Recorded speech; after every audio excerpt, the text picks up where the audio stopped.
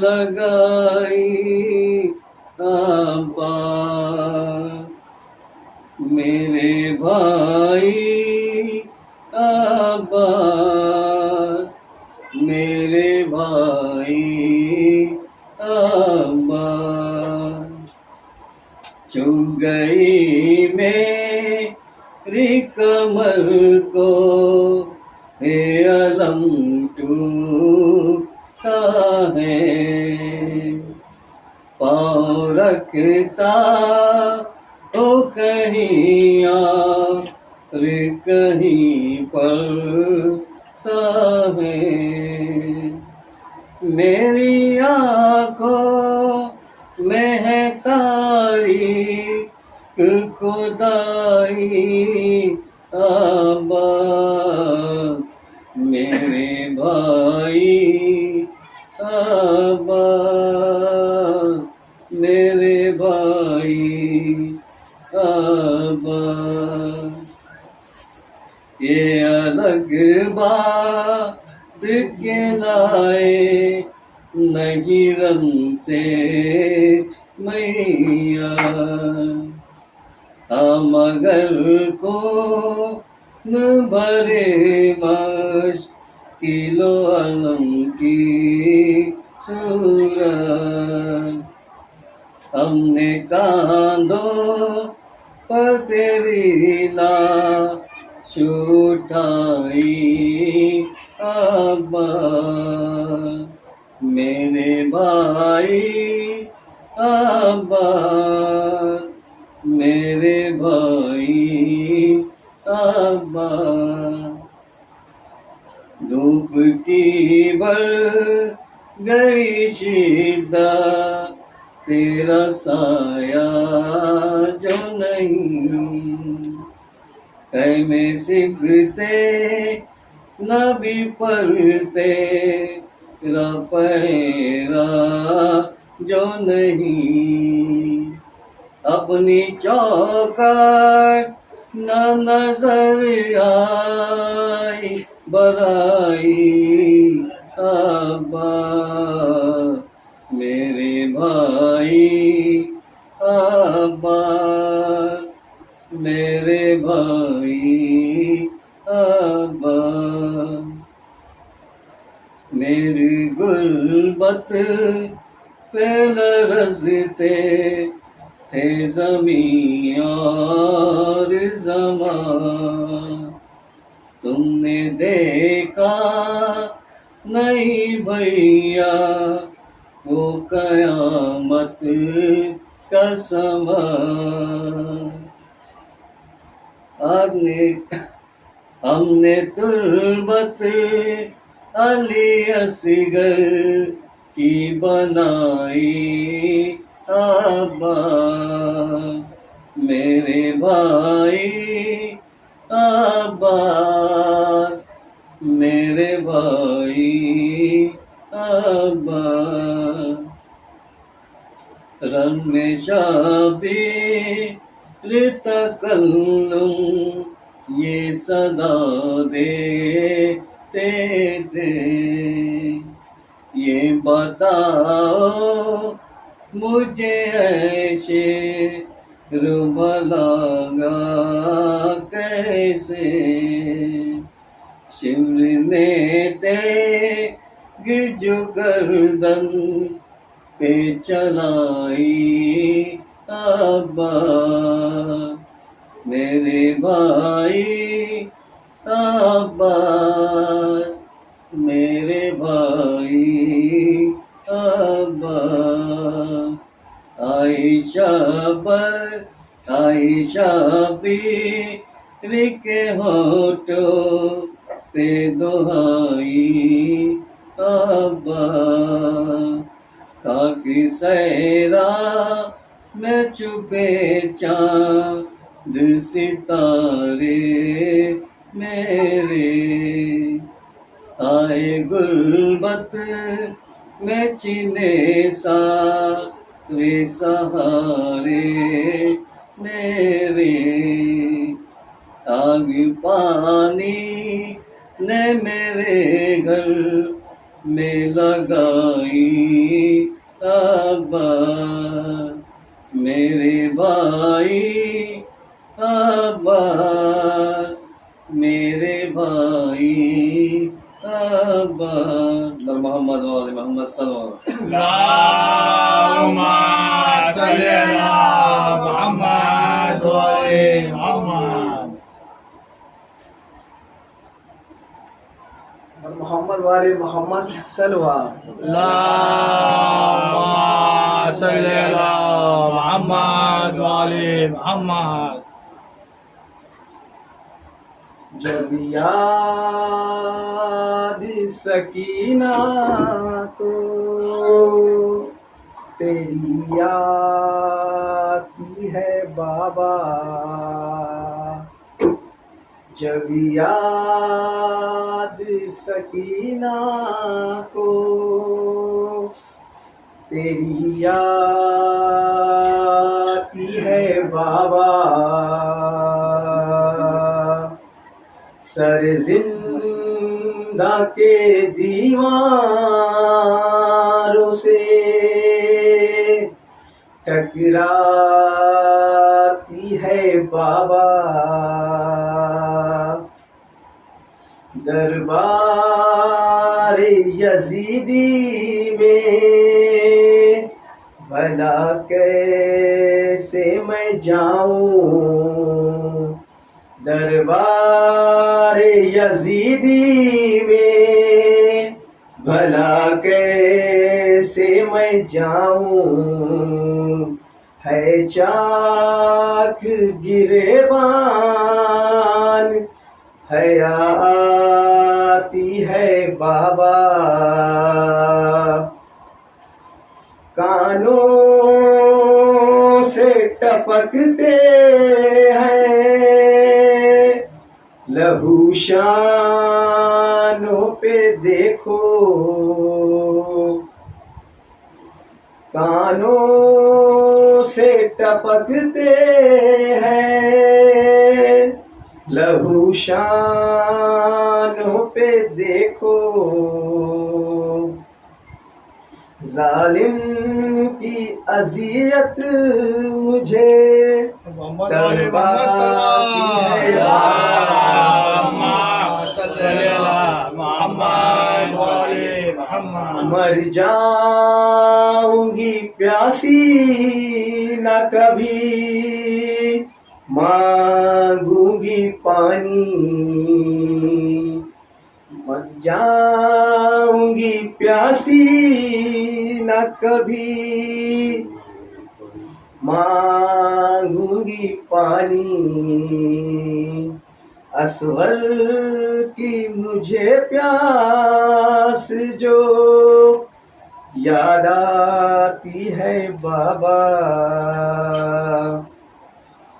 جب تک تیرے سینے سے نہ سو جائے سکینہ، زندہ میں اسے نیند کہاں آتی ہے بابا، جب یاد سکینہ کو تیری آتی ہے بابا۔ صلوات محمد والے محمد پر۔ ومولانا ومولى الثقلين جد الحسن والحسين بالقاسم محمد اللهم صل على محمد وعلى محمد وعلى آله الطيبين الطاهرين المعصومين المظلومين ولعنة الله على أعدائهم أجمعين من الله إلى قيام يوم الدين، أما بعد فقد قال سبحانه تبارك وتعالى في القرآن المجيد والفرقان الحميد، الله قوله الحق، بسم الله الرحمن الرحيم، ألف لام ميم، ذلك الكتاب لا ريب فيه هدى للمتقين الذين يؤمنون بالغيب۔ صلوات محمد۔ اللهم صل على عزیزان گرامی قدر و معزز سامعین کرام و جملہ ماتمداران سرکار سید الشہداء و سوگواران امام مظلوم کربلا، میں مسلسل اس آئے مبارکہ کے ذیل میں اپنے معروضات آپ کی بارگاہ سماعت کی نظر کر رہا ہوں، تو جس میں پروردگار عالم اپنی کتاب قرآن کریم کے بارے میں یہ اعلان کر رہا ہے کہ یہ وہ کتاب ہے کہ جس میں قیامت تک ڈھونڈنے والے کسی بھی طرح کی کوئی کمی نہیں نکال سکتے، اور یہ کتاب صاحبان ایمان اور صاحبان تقوی کے لیے ذریعہ ہدایت ہے، اور ان لوگوں کے لیے ذریعہ ہدایت ہے کہ جو غیب پر ایمان رکھتے ہیں، وہ یقیمون الصلاۃ اور نماز کو قائم کرتے ہیں اور زکوٰۃ کو ادا کرتے ہیں۔ یہ آیت کریمہ قرآن کی صداقت اور اس کی حقانیت پر ایک بجن دلیل ہے، اور الحمدللہ آج تک قرآن کا یہ چیلنج اپنی جگہ برقرار ہے۔ لیکن اللہ نے جب قرآن کو نازل کیا، اور قرآن کے ساتھ میں قرآن کے محافظ کو بھی نازل کیا، اور قرآن کو کبھی اس نے تنہا نہیں چھوڑا بغیر کسی محافظ کے۔ یہ اس کا اصول رہا ہے، دستور رہا ہے، قانون رہا ہے کہ چاہے کتاب ہو یا وارث کتاب، اس نے کبھی دونوں کو تنہا نہیں چھوڑا، ایک سلسلہ رہا ہے۔ مثلا اللہ نے موسیٰ کو بھیجا تو موسیٰ کے ساتھ میں توریت کو بھیجا، توریت کو اکیلا نہیں بھیجا بلکہ موسیٰ کے ساتھ میں بھیجا۔ اب جب موسیٰ کو بھیجا تو موسیٰ کے ساتھ میں ہارون کو بھیجا، موسیٰ کو اکیلا نہیں رکھا بلکہ ہارون کو ان کا بھائی بنا کے ان کے ساتھ میں ان کا مددگار بھیجا، اور جناب ہارون نے جناب موسیٰ کی ہر منزل میں، ہر مرحلے میں مدد کی۔ تو یہ اس کا قانون رہا ہے کہ اپنے وارث کو کبھی اس نے تنہا نہیں بھیجا۔ یہی قانون خود محمد مصطفیٰ صلی اللہ علیہ وآلہ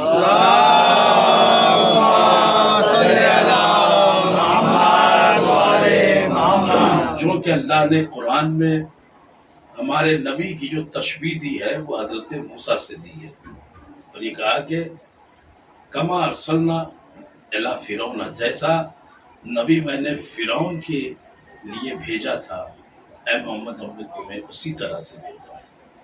تو جیسے موسیٰ کے لیے ہارون تھے، ویسے ہی محمد مصطفیٰ کے لیے علی مرتضیٰ تھے۔ وہاں ہارون مدد کرنے آئے تھے، یہاں علی مدد کرنے آئے تھے۔ اب اس کے بعد یہ سلسلہ چلتا رہا، آمادہ رہیے گا۔ محمد کو اور محمد کے مشن کو اللہ نے کبھی بغیر وارث کے نہیں چھوڑا۔ جب محمد آئے تو ساتھ میں علی کو بھیجا، حفاظت کے لیے، مدد کے لیے، نصرت کے لیے۔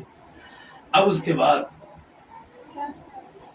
ہر دور کا محمد کبھی اکیلا نہیں رہا۔ علی کا دور آیا تو حسن محافظ بن گئے، حسن کا دور آیا تو حسین محافظ بنے، مگر حسین کا جب دور آیا تو چونکہ علی کو یہ معلوم تھا کہ میرے بعد ایک ایسا واقعہ نمودار ہونے والا ہے جو دنیا کا سب سے بے مثال واقعہ ہوگا، واقعہ کربلا۔ اور واقعہ کربلا حق و باطل کا وہ فیصلہ کن معرکہ ہوگا کہ قیامت تک پھر ایسا معرکہ دوبارہ نہیں ہوگا۔ اس لیے کہ اسلام کی ساری جنگیں جو ہوئی ہیں ان جنگوں میں سمجھوتا ہوا ہے، مگر کربلا میں سمجھوتا نہیں بلکہ فیصلہ ہوا ہے۔ تو جو فرما رہے ہیں، تو جناب امیر نے اللہ کی بارگاہ میں وہ علی جس نے شرافت، کرامت، امامت، سخاوت، شجاعت، ساری چیزیں اللہ سے میراث میں پائی تھی، وراثت میں ملی تھی، علی کو مانگنا نہیں پڑا تھا۔ وہ علی کے جس نے اپنے رب سے کچھ نہ مانگا ہو، اس نے ایک دعا کی، توجہ فرمائیے، دعا کی کہ پروردگار تو مجھے ایک ایسا بیٹا عطا کر جو ہو بہو میرے جیسا ہو، تاکہ کربلا میں وہ میری طرف سے میرے حسین کے کام آئے۔ یہ میں نے آپ کے سامنے جو جملہ عرض کیا ہے یہ بڑا معنی خیز ہے، مگر میں آہستہ سے پڑھ رہا ہوں تاکہ آپ پوری طرح آمادہ ہو جائیں، متوجہ ہو جائیں، جو میں مضمون کو شروع کروں۔ علی کے زبان سے، علی کے لبوں سے جو دعا کے کلمات نکلے وہ کیا تھے؟ پروردگار ایک ایسا بیٹا عطا کر جو تیرے دین کے کام آئے. جبکہ علی کے الحمدللہ 2 بیٹے پہلے سے موجود ہیں، ایک کا نام حسن ہے، ایک کا نام حسین، اور ایسے مثالی بیٹے ہیں کہ دنیا میں کسی نبی کو بھی ایسے بیٹے نہیں ملے. اتنے باکمال بیٹے ہیں، مگر ان کے ہوتے ہوئے بھی علی نے دعا کیا کی کہ ایک ایسا بیٹا عطا کر جو کربلا میں تیرے دین کے کام آئے، میرے جیسا ہو. اب یہ جناب عباس کو جناب امیر کی دعا بھی کہا جاتا ہے اور تمنا بھی کہا جاتا ہے، تمنا علی بھی کہا جاتا ہے، دو نسبت ہیں. دعا اور تمنا یہ دونوں چیزیں جناب عباس کے لیے ہے کہ یہ علی کی دعا بھی ہے اور علی کی تمنا بھی ہے. انصاف سے بتائیے جو لب معصوم سے دعا نکلے اس دعا کا معیار کیا ہوگا؟ جناب عباس کے لیے سب سے بڑا شرف یہی ہے، توجہ فرمائیے گا، کہ یہ لب معصوم کی دعا بن رہے ہیں. اب دوسری چیز یہ کہ تمنا پیدا کہاں ہوتی ہے؟ تمنا انسان کے وجود میں جنم کہاں سے لیتی ہے؟ تو کسی بھی اگر پڑھے لکھے آدمی سے پوچھیں گے تو وہ کہے گا تمنا کا تعلق انسان کے نفس سے ہوتا ہے. یہ نفس آرزو اور تمنا کرتا ہے. تو ظاہر سی بات ہے کہ پھر علی نے بھی عباس کی جو تمنا کی ہے تو علی کے نفس نے کیا ہوگا، ہے نا؟ نفس نے عباس کی تمنا علی کے دل میں پیدا کی. اب یہ واقعہ ہجرت کے بعد ہے، ہجرت سے پہلے نہیں ہے نا؟ مدینے میں آنے کے بعد علی نے دعا کی ہے، تمنا کی ہے، تو یہ ہجرت کے بعد ہے. تو جب نفس کا تعلق، تمنا کا تعلق نفس سے ہوتا ہے اور علی نے عباس کی تمنا ہجرت کے بعد کی ہے، تو انصاف سے بتاؤ ہجرت کے بعد علی کا نفس علی کا رہی کہاں گیا تھا؟ ہے نا؟ وہ تو بیچ چکے تھے خدا کے ہاتھوں. تو جب علی اپنا نفس اللہ کے ہاتھ بیچ چکے تھے اور عباس نام ہے علی کی تمنا کا، تو پھر یہ ماننا پڑے گا کہ عباس علی کی تمنا کا نام نہیں ہے، عباس خدا کی تمنا کا نام. ایک صلوات پڑھے محمد والے محمد.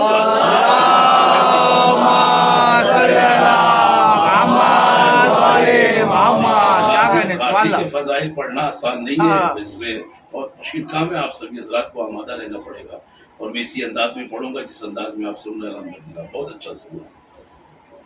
علی عباس علی کی تمنا نہیں دے گئے، خدا کی تمنا. اب دوسری چیز آپ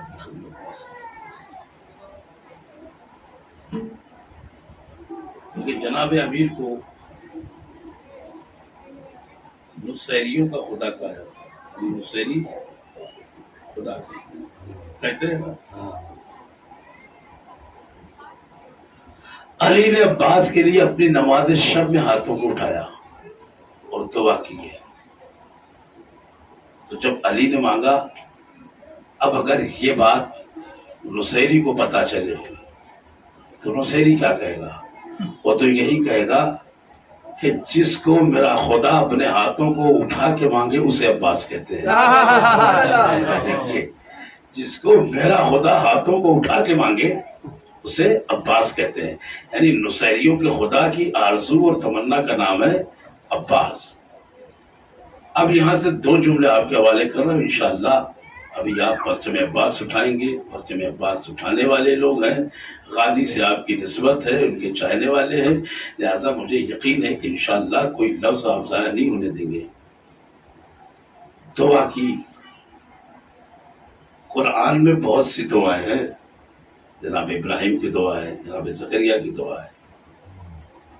جناب ابراہیم نے دعا کی ہے بیٹے کے لیے، جناب داؤد نے دعا کی ہے بیٹے کے لیے، جناب زکریا نے دعا کی ہے بیٹے کے لیے. رب حب لی من لدنک دعا ہے جناب زکریا کی، اللہ مجھے ایک بیٹا عطا فرما جو میری ضعیفی کا سہارا بنے اور میرے بعد میرا وارث بنے. یعنی زکریا نے دعا تو کی بیٹے کی، مگر اپنی وراثت کے لیے کی ہے. اسی طرح سے جناب داؤد نے دعا کی جناب سلیمان کے لیے، مگر کیا دعا کی ہے؟ اپنے وارث کے لیے کہ پروردگار اگر بیٹا نہیں ہوا تو میرا وارث کون ہوگا؟ اسی طرح سے جناب ابراہیم نے بھی دعا کی تو کس لیے کی؟ کہا کہ اگر بیٹا نہیں ہوا تو پروردگار میرا وارث کون ہوگا، یعنی اپنے اپنے وارث کے لیے دعا کی ہے نبیوں نے، جسے قرآن نے نقل کیا ہے۔ توجہ، مگر علی جو دعا کر رہا ہے وہ اس لیے نہیں کر رہے ہیں کہ میرا وارث کون ہوگا، اس لیے کہ وراثت کے لیے حسن و حسین تو پہلے سے موجود ہیں۔ توجہ، دعا جو کی ہے وہ یہ دعا کی کہ پروردگار ایک ایسا بیٹا عطا کر جو کربلا میں تیرے دین کے کام آ جائے۔ انصاف سے بتا حضرت عباس کربلا میں قربان کس پر ہوئے ہیں؟ امام حسین علیہ السلام پر قربان ہوئے نا۔ علی نے کیا کہا کہ جو تیرے دین کے کام آئے۔ عباس قربان ہوئے حسین پر، اس کا مطلب کہ علی کی نگاہوں میں حسین ہی دین تھے، ہے نا؟ علی کی نگاہوں میں حسین ہی دین تھے، تبھی تو حضرت عباس ان پہ قربان ہوئے علی کی دعا کے اعتبار سے، تو علی کی نگاہوں میں حسین دین تھے۔ اب عباس کی دعا کی تو ظاہر سی بات ہے، جب دعا کی اللہ نے دعا کو قبول کیا، اور بی بی ام البنین کی آغوش میں 7 رجب کو وفا کے اس پروردگار نے اپنی آنکھوں کو کھولا۔ مملکت وفا کے تاجدار نے آغوش بی بی ام البنین میں اپنی آنکھوں کو کھولا، یعنی دنیا میں آئے، مگر دنیا میں آئے تو نہ روئے، نہ آنکھیں کھولی، نہ ماں کا دودھ پیا۔ جب ولادت ہوئی ہے تو جناب امیر محراب مسجد میں تھے، کسی نے خبر کی یا علی ولادت ہوئی ہے۔ جب مسجد سے گھر میں تشریف لائے نا تو دیکھا جناب ام البنین کا چہرہ اترا ہوا ہے۔ تو آپ پوچھتے ہیں ام البنین تمہارا چہرہ اترا کیوں، مایوس کیوں؟ کہتی ہے اے کائنات کے امیر، میں مایوس کیوں کرنا ہوں؟ تو بچہ جب سے پیدا ہوا ہے نہ رویا ہے، نہ آنکھیں کھولی ہے، نہ دودھ پیا ہے۔ تو آپ مسکرانے لگے، کہا کہ آنکھیں بھی کھولتا تو کیسے کھولتا، دودھ بھی پیتا تو کیسے پیتا، توجہ فرمائیے گا، روتا بھی تو کیسے روتا؟ کہا کیوں؟ کہا اس لیے کہ میں نے اللہ سے دعا کی تھی کہ میرے جیسا بیٹا تھا۔ کیا کہنے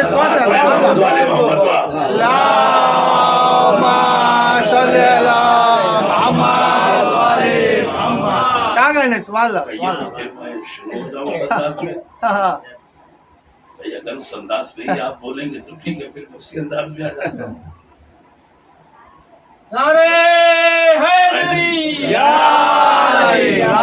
دعا کی تھی میرے جیسا بیٹا پیدا ہو۔ جب تک اللہ کے رسول آئے نہیں تھے تب تک میں نے بھی آنکھیں نہیں کھولی، جب تک میں بھی نہیں رویا تھا، جب تک میں نے بھی اپنی ماں فاطمہ بنت اسد کا دودھ نہیں پیا تھا، جب تک اللہ کے رسول نہیں آئے۔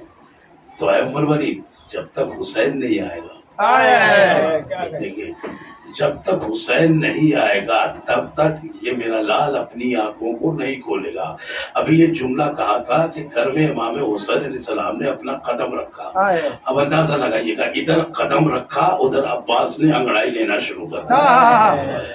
اب جیسے امام حسین علیہ السلام قریب آئے ویسے ہی اپنی آنکھوں کو کھول دیا۔ اس کا مطلب کہ ایک دن کے عباس میں اتنا شعور تھا کہ امام کو امام کے قدموں کی آہٹ سے پہچان گیا، قدموں کی آہٹ سے پہچان گیا۔ اور جیسا ہی گہوارے کے قریب آئے غازی نے اپنے ہاتھوں کو بلند کر دیا، اشارہ تھا کہ مجھے اپنی گود میں لے لیا۔ امام حسین علیہ السلام نے قرآن وفا کو اپنے کلیجے سے لگایا اور چومنا شروع کیا۔ شرف آپ دیکھیں کہ جس حسین کو رسول نے پوری زندگی چوما ہو وہ حسین عباس کو چوم رہا ہے۔ کتنا مقدس تھے حضرت عباس کا وجود، کتنا مقدس تھا۔ سینے سے لگایا، کلیجے سے لگایا، اشارے اشارے میں کچھ گفتگو بھی کی امام حسین علیہ السلام نے۔ پھر جناب ام البنین کے حوالے کیا۔ اب جناب ام البنین نے سوال کیا مولا علی سے، اے میرے والی وارث، اس بچے کا نام کیا رکھا جائے؟ کیونکہ جستجو ہوتی ہے ماں باپ کو سب سے زیادہ، تب پیدا ہونے کے بعد جتنے جلدی ہو سکے نام رکھا جائے، ہے نا؟ لوگ مولوی صاحب کو فون کرتے ذرا قرآن سے نام نکال دیجئے، بیٹا پیدا ہوا ہے۔ تو ام البنین نے کہا کہ اس کا نام کیا رکھا جائے؟ تو آپ فرماتے ہیں ام البنین، اس کا نام تو رکھا جا چکا ہے، نام رکھا جا چکا ہے۔ کہاں کا کیا نام؟ کا عباس نام ہے۔ کا عباس نام کہاں کا کس نے رکھا؟ کہا کہ فاطمہ اتنے رسول نے دنیا سے جاتے جاتے مجھ سے کہا تھا اے بلحسن میرے بعد شادی کرنا فاطمہ کلامیہ سے کرنا، اس سے جو بیٹا پیدا ہوگا اس کا نام عباس رکھنا۔ یعنی جس ماں نے خود اپنے بیٹوں کا نام نہ رکھا ہو اس نے عباس کا نام رکھا۔ اللہ جانے فاطمہ نے دل کی کن گہرائیوں سے عباس کا نام رکھا کہ آج پوری دنیا میں عباس کا نام چھایا ہوا ہے۔ اب ام البنین پوچھتی ہیں جناب امیر سے کہ تب کہ وہ بھی عرب ہیں، ایسا نہیں ہے کہ وہ غیر عرب ہیں، پھر بھی ام البنین عرب کی رہنے والی عرب ہے، زبان بھی آتی ہے، مگر سوال کرتے ہیں اے میرے امیر یہ تو بتائیے کہ عباس کا مطلب کیا ہوتا ہے؟ عباس کہتے کسے؟ اب جناب امیر نے اپنے کو دیکھا اور دیکھنے کے بعد کہا اے بی بی اللہ نے مجھے ایک لقب عطا کیا ہے اور وہ لقب ہے اسد اللہ، اللہ کا شیر۔ جو معنی میرے لقب کے ہیں وہی معنی عباس کے نام کے ہے، مگر دونوں میں فرق ہے۔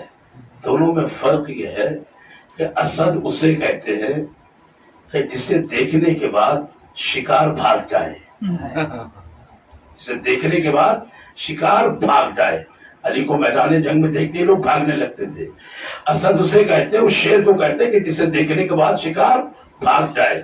توجہ، عباس اس شیر کو کہتے ہیں کہ جسے دیکھ کر اگر شکار بھاگنا بھی چاہے تو نہ بھاگ سکے۔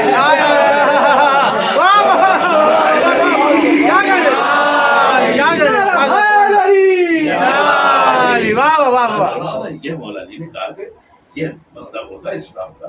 اب اگر آپ پوری طرح سے آمادہ ہیں تو میں چند جملے اور عباسی کے حوالے سے آپ کی خدمت میں عرض کروں کہ جناب عباس کا رتبہ اور مرتبہ کیا ہے۔ علی کی آغوش میں پل رہے ہیں، امام حسن و حسین کے سائے میں ہے، جناب زینب کی محبتوں کے سائے میں ہے۔ تین امام، مولا علی، امام حسن، امام حسین، تین امام کی نگرانی میں جو پروان چڑھ رہا ہے وہ کون ہے؟ عباس ہے۔ بیک وقت تین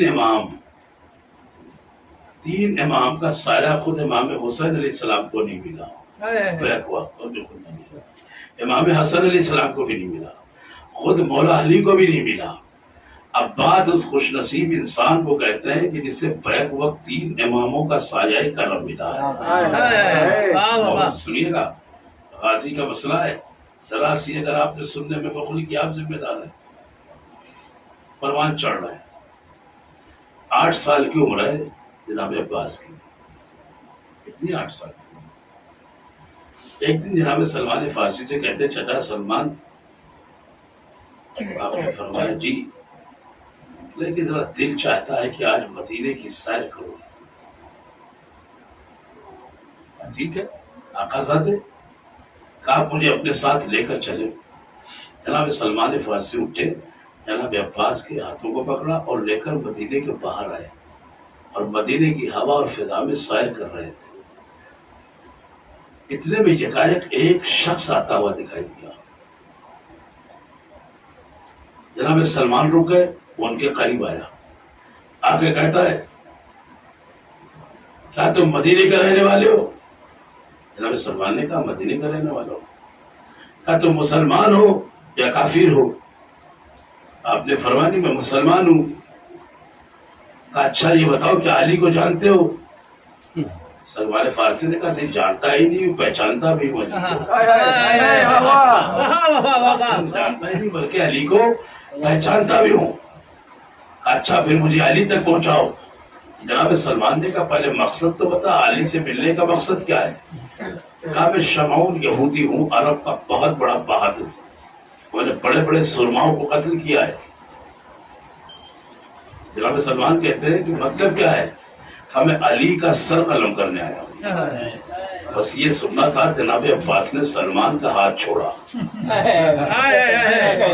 سلمان کا ہاتھ چھوڑا، ہاتھ سے ہاتھ چھوڑایا اور آ کر جناب سلمان کے آگے کھڑے ہوئے اور شمعون سے کہا کہ تو علی کا سر قلم کرنے آیا ہے؟ کہا ہاں۔ कहा तू अरब का सबसे बड़ा बहादुर है? कहा हाँ। अच्छा तू अरब का सबसे बड़ा बहादुर है तो क्या मुझसे जोर आजमाई करेगा? मुझसे जोर आजमाई करेगा। इतना सुनता है तो वो घोड़े पर बैठा बैठा हंसने लगता है और कहता तुम अभी बच्चे हो, तुम अभी बच्चे हो, मैं तुमसे क्या जोर आजमाई करूं?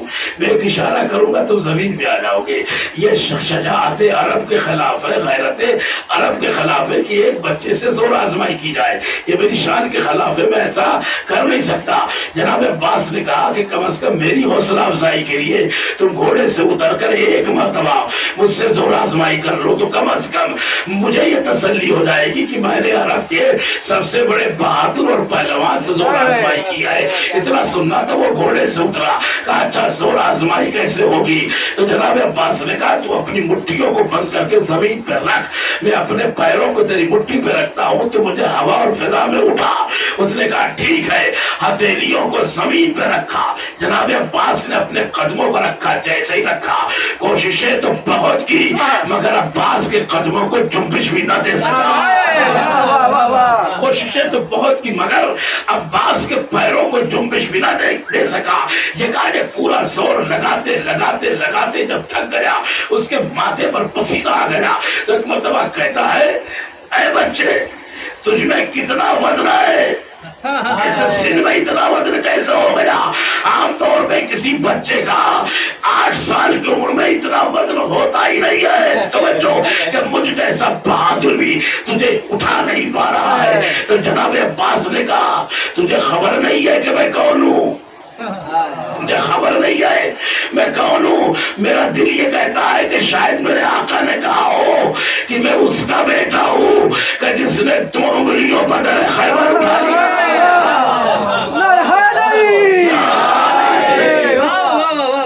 फरमा लेना, नहीं उठा सका, गुस्से में आया। गुस्से में आके कहता अच्छा अब तुम अपनी हथेलियों को जमीन पर रखो, मैं उस पर कदम रखूंगा, तुम उठा के बताओ। जनाब अब्बास ने कहा मैं तो यही चाहता ही था। सलमान सोचने लगे ये तो अपनी इज्जत का मसला है, यहाँ तो गैरत का मसला है। 8 साल का बच्चा इतने बड़े पहलवान और बहादुर को कैसे उठा लेगा? जनाब सलमान बोल तो कुछ नहीं रहे मगर हैरत से देख रहे हैं। जनाब अब्बास की बंद मुट्ठियों को तवज्जो फरमाइएगा। दोनों मुट्ठियों को जमीन पर रखा। शमौन यहूदी से कहा अब इन मुट्ठियों पे खड़ा हो जा। उसने अपने दोनों पैर मुट्ठियों पर रखे। जनाब अब्बास ने कहा कि अब अपने को संभाल ले। एक मर्तबा हाथों को इशारा किया और उसे लेकर जमीन से सीधा खड़े हो गए। 8 साल का सिर उसे लेकर सीधा जमीन से खड़े हो गए। कसम खुदा के मर्तबा सलमान फारसी की नजर पड़ी जब अब्बास में तो मदीने का रुक करके कहते हैं सलाम हो ऐ अली या मुर्तजा, तुझ पर तेरी दुआ में इतनी ताकत है।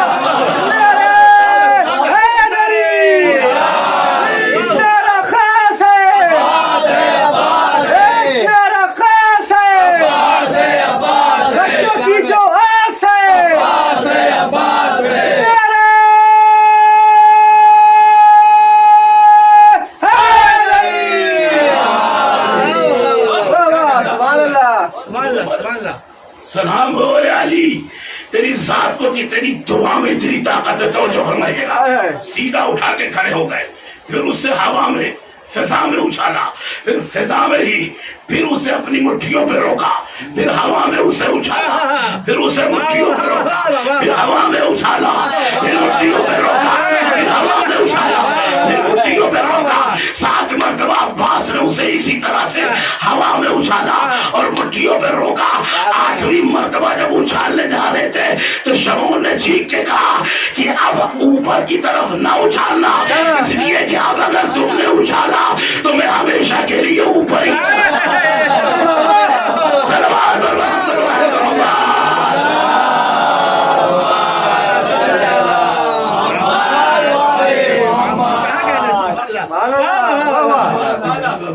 बात ने किया उससे रोका, जमीन को उतारा।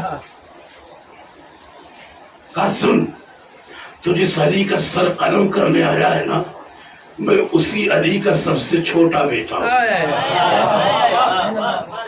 اب بتا تیرا ارادہ کیا ہے، اب بتا تیرا ارادہ کیا؟ قدموں میں گر گیا، گر کے کہتا سلمان مجھے جلد علی کے پاس لے چلو، جلد علی کے پاس لے چلو۔ جناب سلمان فارسی وہیں سے واپس ہوئے، مدینے میں داخل ہوئے، بیت الشرف پہ پہنچے، معلوم والی مسجد میں، مسجد میں لے کے پہنچے، پہنچتے ہی کچھ کہا نہیں، علی کے ماتھے کو چوم رہا ہے، علی کی ہتھیلیوں کو چوم رہا ہے، علی کے قدموں کو چوم رہا ہے، اور کہنے لگا کہ اے علی مجھے اب کلمہ پڑھا دو، میں مسلمان ہونا چاہتا ہوں۔ توجہ فرمائیے گا، علی نے اسے کلمہ پڑھایا، مسلمان ہو گیا، مگر میرے مولا نے پوچھا کہ تو یہودی تھا، نہ تو نے اسلام پر کوئی بحث کی، نہ کوئی دلیل مانگی، نہ کوئی ثبوت لیا، نہ کوئی آیت سنی، نہ مجھ سے کچھ سنا، یہ آیت تو مسلمان ہو گیا، میرے ماتھوں کو چومنے لگا، آخر وجہ کیا ہے؟ قسم خدا کے میں آپ کے ماتھے کو کیوں نہ چوموں کہ جس کا 8 سال کا بیٹا مجھ جیسے پہلوان کو موت کی یاد دلا دے، یقیناً علی، یقیناً مجھے یقین ہو گیا کہ جس کا بچہ اتنا بڑا بہادر ہو اس کا باپ کیسا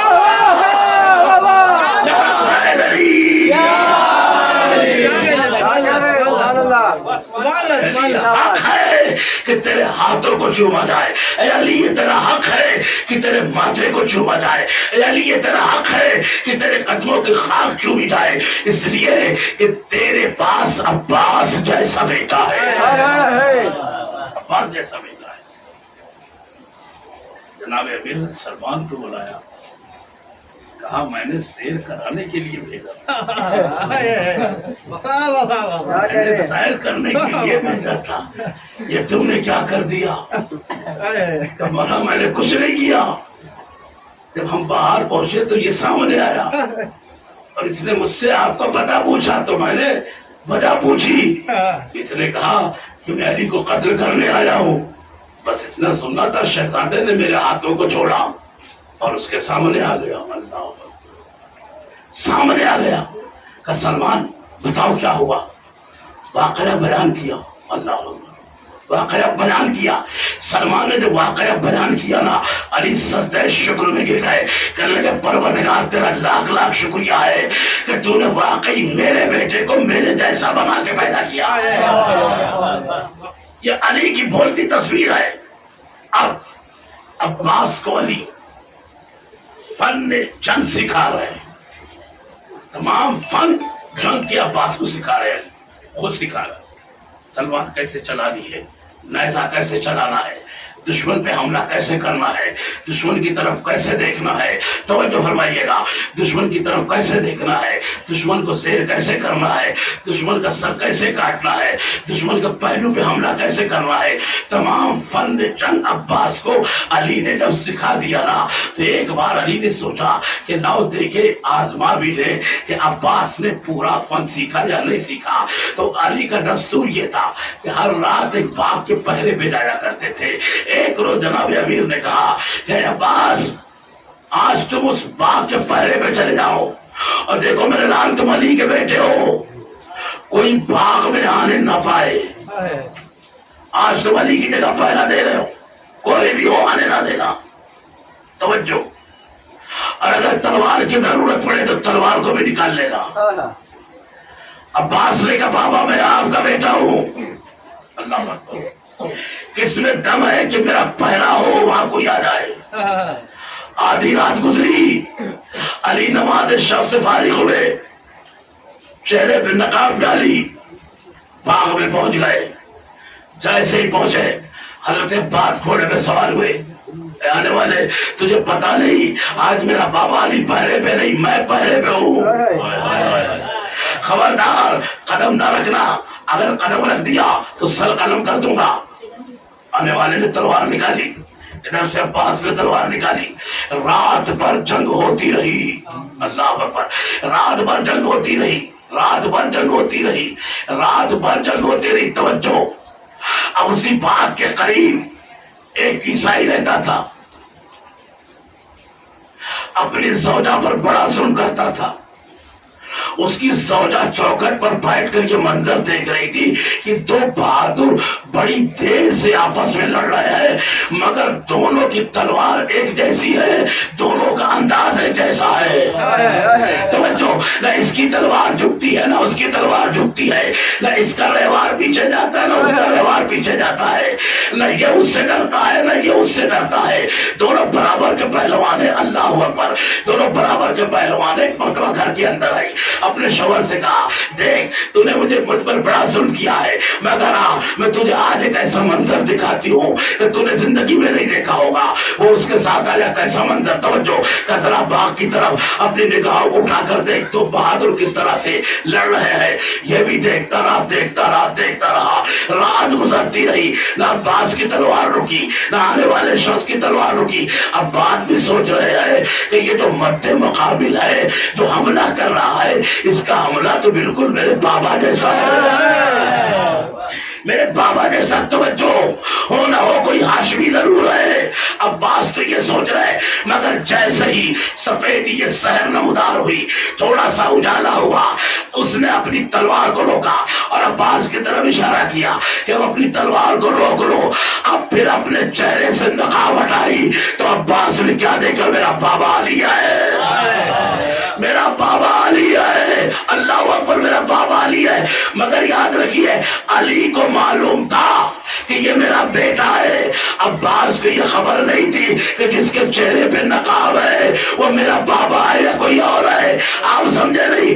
عباس نے پورے فن کا استعمال کیا، سارے بار استعمال کیا ہے، مگر علی تو یہ جانتے تھے نا کہ یہ میرا بیٹا عباس ہے، تو ظاہر سی بات ہے رحم بھی آیا ہوگا، کرم بھی سامنے رہا ہوگا، باپ کی محبت بھی سامنے رہی ہوگی، شفقت بھی سامنے رہی ہوگی۔ مگر عباس چونکہ یہ سمجھ کر لڑ رہے ہیں کہ کوئی مد مقابل آیا ہے، علی نے جب نقاب الٹی عباس کے ماتھے کو چوما، چومنے کے بعد کہا اے میرے لال، اس زمین عرب پر کسی بھی ماں نے ایسا لال جنم نہیں دیا جو علی کے مقابلے میں اتنی دیر تک ٹھہرا رہے۔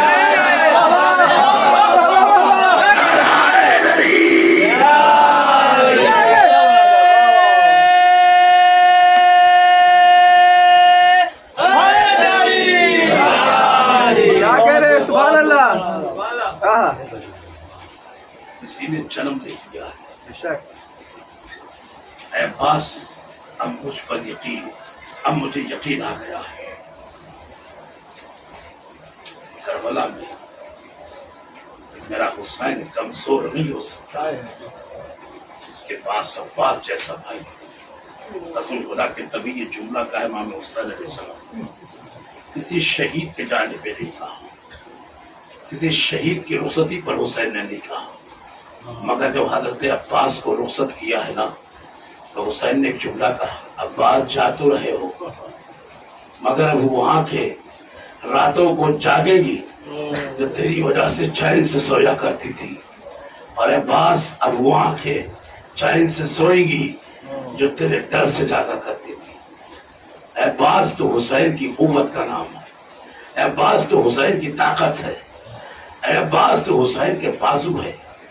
عباس تیرے جانے سے تجھے پتا ہے اہل حرم میں وہ اداسی چھا گئی ہے کہ جب سے تم خیمے سے نکلے ہو مقدرات عصمت کریا کر رہی ہے، تمام بیویاں رو رہی ہیں، یہ کہہ کے رو رہی ہے کہ اگر عباس واپس نہ آئے تو ہماری چادر کا کیا ہوگا، ہمارے پردے کا کیا ہوگا۔ ارے زینب دلاسے پہ دلاسا دے رہی ہے، گھبراؤ نہیں، میرا شیر ضرور واپس آئے گا۔ اللہ اکبر۔ مگر عباس جب چلے مشق و علم لے کر، حمید کہتا ہے میں منظرگاہ پہ کھڑا یہ منظر دیکھ رہا تھا کہ عباس نے جیسے ہی اپنے گھوڑے کو آگے بڑھایا نا، حسین نے آواز دی عباس ذرا ٹھہر جا۔ عباس نے اپنے گھوڑے کو روکا، زمین پہ اترے، ایک مرتبہ امام حسین علیہ السلام قریب گئے، عباس کے علم کے پھریرے کو کھولا، اس پہ کچھ لکھا ہوا تھا، حسین نے اسے مٹایا، مٹانے کے بعد پھر کوئی تحریر لکھی اور اس کے بعد کا عباس جاؤ خدا حافظ، یہ منظر جناب زینب دیکھ رہی تھی۔ جب عباس کو رخصت کر کے حسین در خیمہ پہ آئے نا تو جناب زینب نے سوال کیا، بھیا آپ نے میرے شیر کے پرچم سے کیا مٹایا اور پھر آپ نے کیا لکھا؟ حسین نے کہا زینب عباس کے پرچم پہ لکھا ہوا تھا نصر من اللہ فتح قریب، میں نے اسے مٹا کے لکھ دیا انا للہ و انا الیہ راجعون۔ اے زینب مجھے خبر ہے کہ اب عباس واپس نہ آئے گا۔ جزاکم ربکم خیر الجزا۔ خدا کوئی غم نہ دے سوائے غم امام مظلوم کربلا کے۔ دیکھیے عباس کو بھیجنے کے بعد حسین نے ایک ترتیب بنائی ہے۔ ہاں 32 اطفال بنی ہاشم کے ہاتھوں میں سوکھے سوکھے کوزے تھے۔ جناب سکینہ ان کو لیے کھڑی یہ دعا کر رہی تھی کہ اے بچوں میں اپنے چچا کی سلامتی کی دعا کر رہی ہوں، تم سب کے سب آمین کہو، ہو سکتا اللہ تمہاری دعا کو قبول کر لے۔ اللہ اکبر۔ جناب سکینہ دعا کر رہی ہے مگر جناب زینب نے جناب فضہ کو در خیمہ پہ کھڑا کہا کیا اور کہا دیکھو فضہ تم میرے ماجائے حسین کے چہرے کو دیکھتے رہنا، اگر رنگ بدل جائے تو سمجھ جانا کہ میرا شیر دریا پر مصیبت میں آ گیا ہے۔ ہاں مجھے خبر دیتی رہنا۔ ادھر حسین کھڑے ہیں، در خیمہ پہ فضہ کھڑی ہے، خیمے کے باہر جناب سکینہ خالی کوزہ لیے بچوں کے ساتھ کھڑی ہے۔ ایک حسین دیکھ رہے ہیں کہ اب علم ترائی کی طرف جا رہا ہے۔ عباس ترائی میں اترے، حسین نے دیکھا علم نظر نہیں آ رہا ہے۔ عباس نے مشکیزہ بھرا، پھر مشک و علم لے کر رہوار پر سوار ہوئے۔ پھر حسین کے دل کو ڈھارس ہوئی کہ ہاں علمدار واپس آ رہا ہے۔ تھوڑی دیر کے بعد فوجوں نے اس طرح سے حملہ شروع کیا کہ گرد و غبار کربلا کی فضا میں چھا گیا۔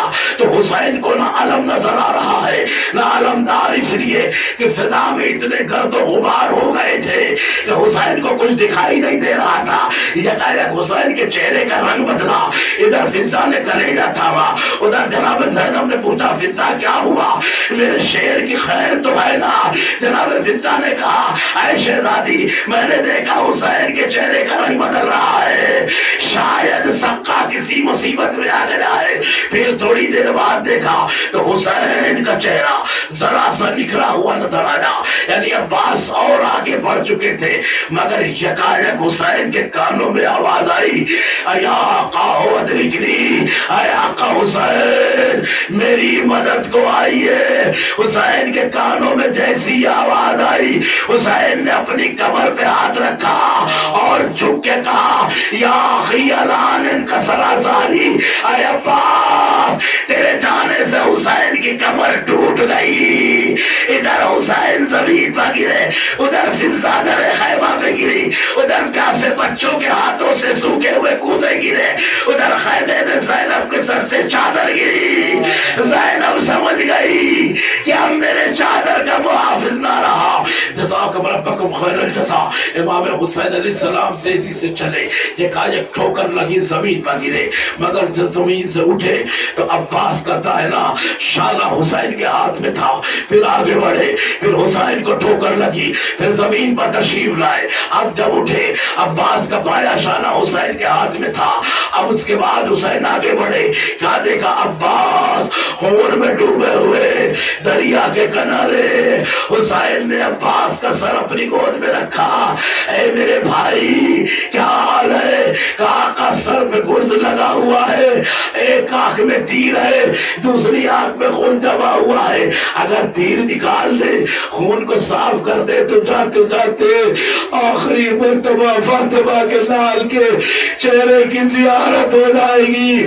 حسین نے عباس کی آنکھوں سے خون کو صاف کیا۔ عباس نے حسین کے چہرے پہ نظر ڈالی، ایک جملہ کہا السلام علیکہ یا ابا عبداللہ، السلام علیکہ یا ابن رسول اللہ۔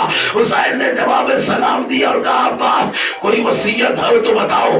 عباس نے کہا آقا کوئی وصیت نہیں ہے، بس اتنی وصیت ہے کہ میرا لاشا خیمے میں ڈالے جائیے گا، اس لیے کہ میں سکینہ سے شرمندہ ہوں. میں نے وعدہ کیا تھا پانی پلاؤں گا مگر وعدہ پورا نہ ہو سکا.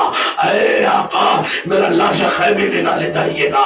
حسین نے کہا عباس ٹھیک ہے میں تیری یہ آرزو پوری کر دوں گا مگر عباس آج کربلا کے مقتل میں حسین جتنا غریب ہے اتنا غریب کوئی نہ ہوا. اے عباس اگر ہو سکے تو میری بھی ایک خواہش ہے اسے پوری کر دے. عباس نے کہا آقا پوری کائنات تیرے قدموں میں لا کے ڈال دوں. اے سیدہ کے لال بتاؤ تو صحیح تمہاری کیا خواہش ہے. حسین نے کہا عباس پوری زندگی تم نے اپنے کو غلام کہا مجھے آقا کہا ایک مرتبہ مجھے بھیا کہہ کے پکار دو بس اتنا سننا تھا. عباس نے مدینے کا رخ کیا. آواز دی اماں ام الولید کیا اجازت ہے کہ آقا کو بھائی کہوں.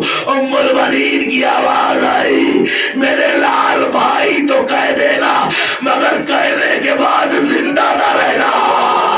ادھر عباس کے منہ سے بھیا نکلا ادھر روح قمر زری سے پرواز کر گئی. حسین خالی مشک و علم لیے ہوئے واپس کا نوہ پڑھتے ہوئے خیمے کی طرف چلے. جیسے ہی سکینہ نے بابا کے ہاتھ میں علم دیکھا دوڑی ہوئی ابا کے دامن سے لپٹ گئی. بابا علم تو آ گیا میرا چچا کہاں رہ گیا. حسین نے پہلو سے لگا کے کہا سکینہ اب تیرا چچا واپس نہ آئے گا. عباس نے دریا کا کنارہ لے لیا. اے سکینہ تیری پیاس نہ بجھ سکی. انا للہ و انا الیہ راجعون. رزق قضائے ہی والرسول الحمد للہ. دیالک الذین سلام